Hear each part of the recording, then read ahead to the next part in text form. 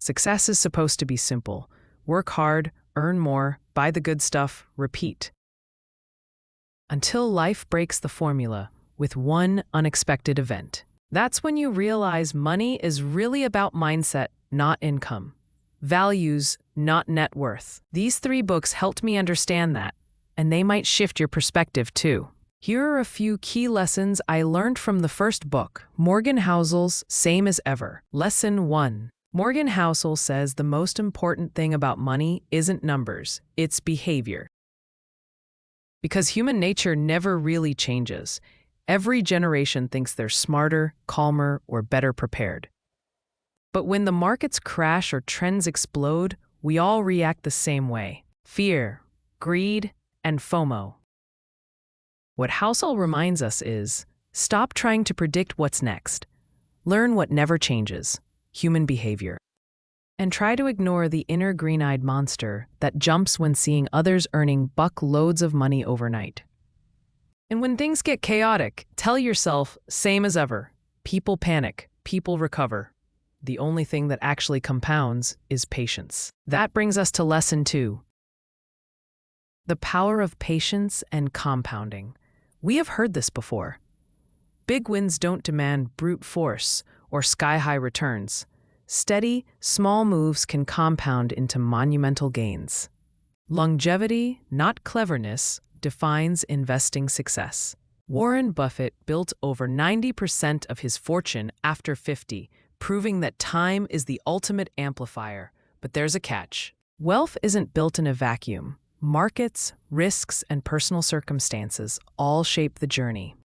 Patience alone doesn't guarantee success, survival does. Avoiding financial ruin is the key that lets compounding work its magic. This means establishing financial unbreakability through cash reserves and planning for reality with a margin of safety, rather than recklessly chasing high returns. Lesson 3. Another reminder from Morgan Housel: wealth is control, not consumption. In other words, you've earned it, but can you keep it? True wealth is fundamentally invisible and is defined by the ability to control one's own time.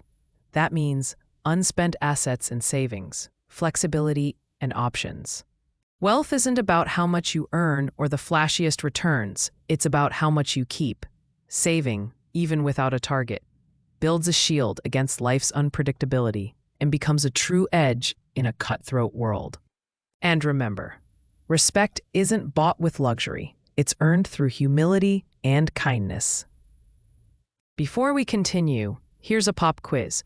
Which American author went bankrupt but managed to recover his fortunes before he died? 1.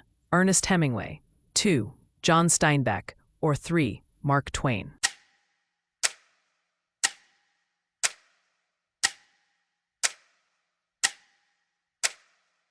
The answer: Mark Twain. He invested heavily in failed ventures, but managed to restore his fortunes before he died in 1910. Our second book is Atomic Habits by James Clear. Here are 3 core principles from this book. Principle 1. James Clear says transformation isn't about big goals. It's about tiny, boring, and consistent habits.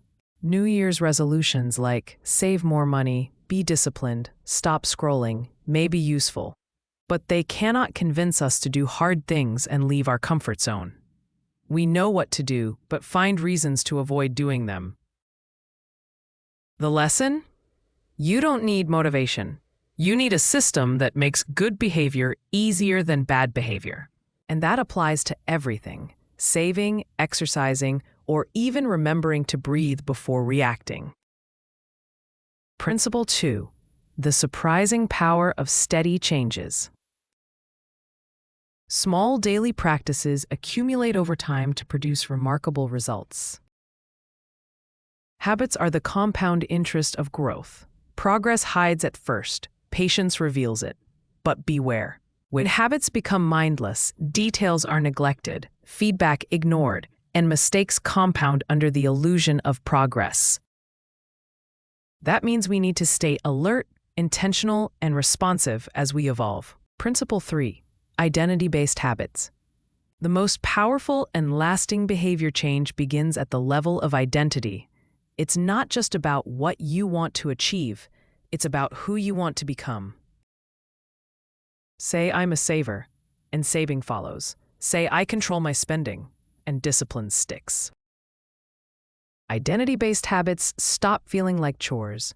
They become natural expressions of your self-image, effortless, authentic, and sustainable. Humans are messy and emotional. Financial discipline sticks when strategies are reasonable, not rigidly rational. That brings us to our third book, Carol Dweck's Mindset. This book is basically the therapy session we didn't know we needed, especially for money. Idea 1. According to Carol Dweck, we have two modes, fixed and growth. Fixed mindset, I'm terrible with money.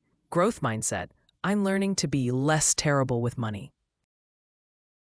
The idea is simple. Failure doesn't define you, it teaches you. So instead of asking, why am I like this? Try, what is this trying to teach me? People with a growth mindset don't run from difficulty.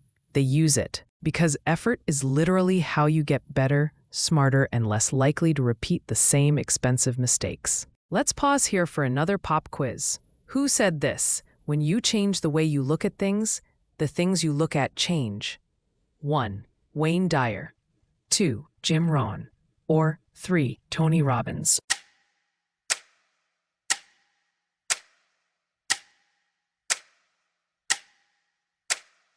The answer, Wayne Dyer. The quote comes from his teachings on perception and mindset, often cited in his book, The Power of Intention. Let's continue with Carol Dweck's Idea 2, the meaning of effort. The two mindsets place radically different values on effort. In a fixed mindset, effort is seen as proof you lack talent. If you have to work at it, you must not be good at it. In a growth mindset, effort is the pathway to mastery.